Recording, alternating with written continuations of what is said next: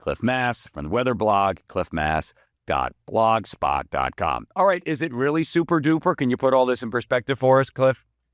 Well, I think it's a little early to go for super duper. We've been in a La Nina. In fact, we still are like that. That means colder than normal water. Yeah. And the models are suggesting we'll transition to an El Nino, which is warmer than normal waters in the tropical Pacific. But it's a little too early to go for super duper. Okay. In fact, most of the modeling systems around the world are not going for a super duper El Nino. They're just going for a weak to moderate one. There's one modeling group in the European Center that's going for the super one. And what we mean by super is they look at the temperature in the tropical Pacific. And they compare it to normal. And if it's more than 2 degrees centigrade above normal, then it becomes a super one. Okay. There's another problem. Okay. Our skill forecasting El Ninos are not good in the spring. In fact, there's even a name for that. It's called the forecast barrier. Anyway, the skill is really very moderate right now. It's not till we get to probably July that we'll really have a good idea of what's going to happen. Okay. Leaving aside, they should have done a better job. El Nino, which is the masculine for the little baby, and then the feminine it was a female baby, La Nina. But couldn't they come up with something else? Why does it have to be so close to the thing if you miss it? So this is extreme rainfall, historically 1997 and 98, 2015 to 2016. Extreme rainfall occurs on these things. And I'm just going through your blog on this. So warm Pacific Ocean, that is the birth of the El Nino by late summer. So this is, you're looking at this big low pressure system. I was reading your blog earlier today, big low pressure system for me there in California. That is what it is. But you say this stuff doesn't actually start to kick in and we get some idea of how bad or whatever it's going to be, not either good nor bad, but just as it is, by the summer. Is that right? By July, you get a good idea? Right. Yeah. Okay. Really, first, El Nino and its opposite, La Nina, don't correlate with our summer weather. So we can't say anything about the summer. Its only usefulness is for the winter time, the fall, winter. Yeah. So, and you can't trust this thing until you get to probably July or August. Then we'll have a really good idea of what kind of El Nino we'll have. It's way too early to get revved up about it right now. The hurricane season really never materialized, although we kept hearing that it was coming.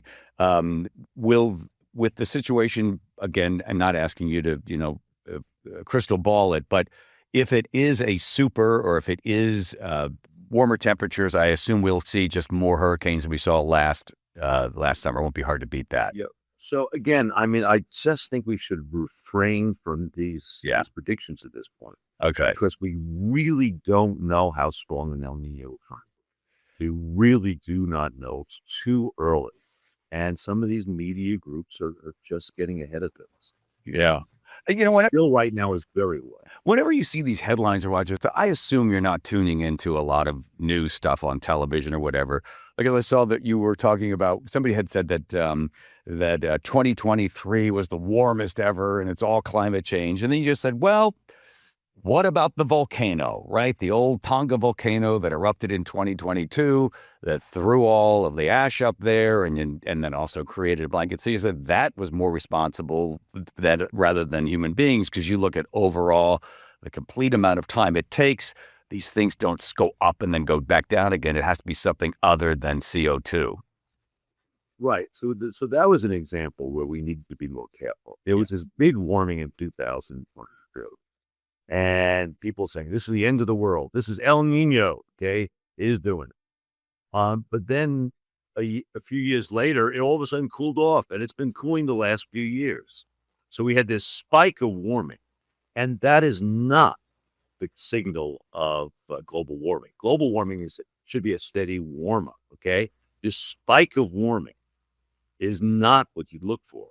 And it turns out that there's a good chance this was due to a gigantic volcano in the tropics that ejected huge amounts of water vapor into the stratosphere. And it turns out water vapor is a super greenhouse gas.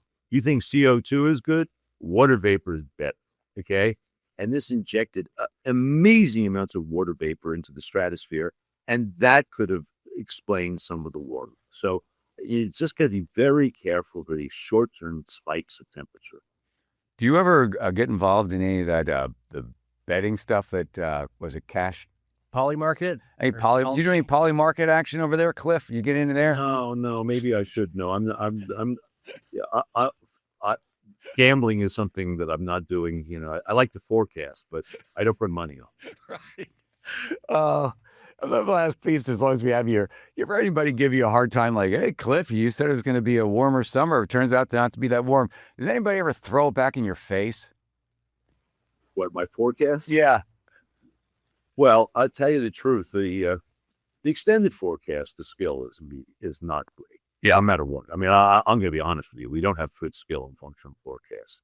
But the short-term forecasts have gotten so good. Yeah. Most people are admitting it. You know, things have changed over the last 30 years. We've got immensely more skillful in forecasting. So the short-term forecast, people don't complain much anymore because we've gotten so good at it. Yeah. And then of the last final question, as long as I keep you on it, although the sound is not that great. I know we had a really limited amount of snow, so we don't have the snowpack. So then we don't have the runoff. We're not able to capture. I was seeing in California, they're really good about reservoirs and capturing both rain and snow that would happen there in Tahoe. We don't seem to store the rain like we probably should, because now we're hearing about drought conditions for farmers in eastern Washington.